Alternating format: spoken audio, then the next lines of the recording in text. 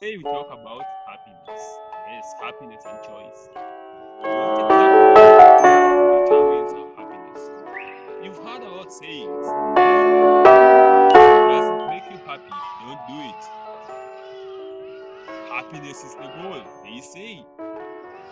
But how exactly do we measure happiness? How do we know that you come across pictures, photos with captions? Happiness is the goal.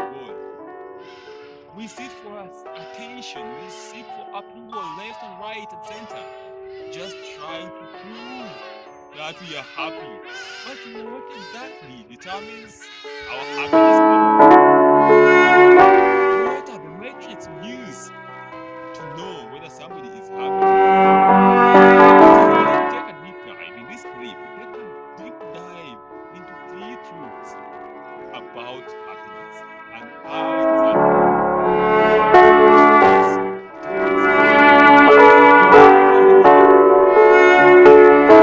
know that happiness has a correlation with selflessness. Yes. Small children, if you give them something to do and they realize they have control over it, you will see they smile because they realize the control they have over their lives. That is what happens to adults. Somebody who realize that they have control over their lives becomes so happy. So here are hard truths about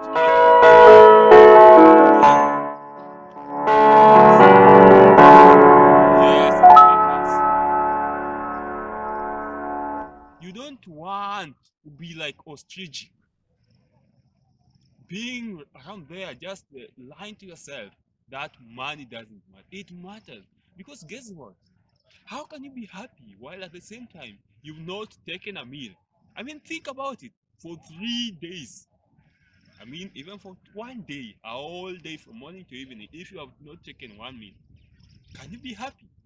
Think about it. Amongst your fellow students, you are the only one who has not paid school fee and you are being shamed. How can you be happy? There's this one time. I mean, this is one of the most stories that I cannot forget. There's this one time, as is my normal routine. I always get to my lectures early. So there's this one time, I get into a lecture room early enough and manage to sit in the front seat. Then after some time, just before the lecturer arrives, two ladies came by and they asked me to slightly move my seat so that they can place theirs. Hi, Charlene. Hi, hi, Daisy. If you are out there listening to me, yes, you can't believe, you won't imagine how I responded to them. I was so rude. Why? I went for this class before taking lunch. And mark you, we had a 7 a.m. class and I hadn't taken breakfast. So from 7 a.m. to 1 p.m., I hadn't taken anything. I couldn't be happy. So money matters. You've come across phrases like you only want to say money doesn't matter after having it. You've heard people like, say, Warren Buffett saying those phrases.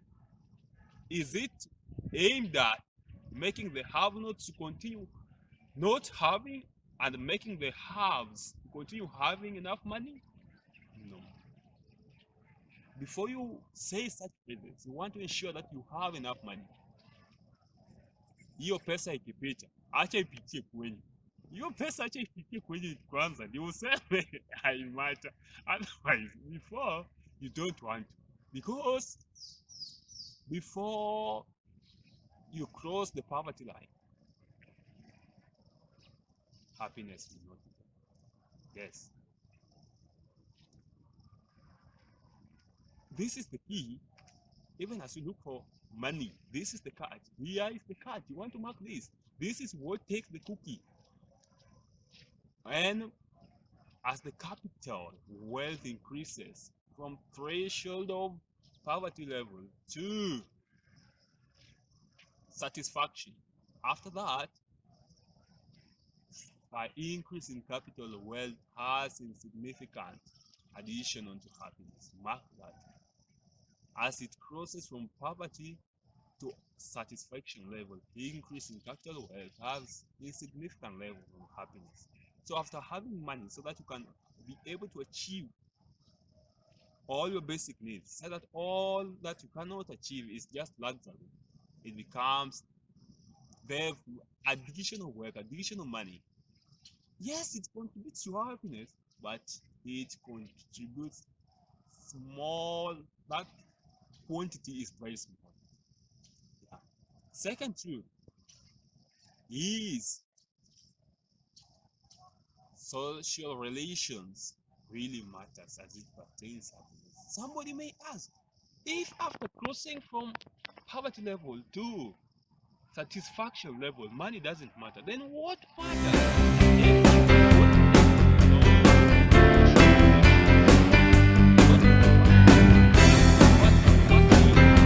Clearly, that those who are committed, those who are married, those who have close friends, those who are into the religion, those who have something they are committed to, those who have close friends are more happier than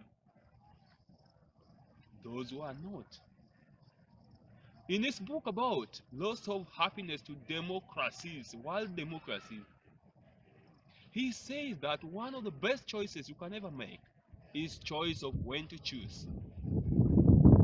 So you want to always ensure that at least you have some level of commitment, you have friends, you have religion you are committed to. Because guess what? This restrains your choices, your choices you make in life.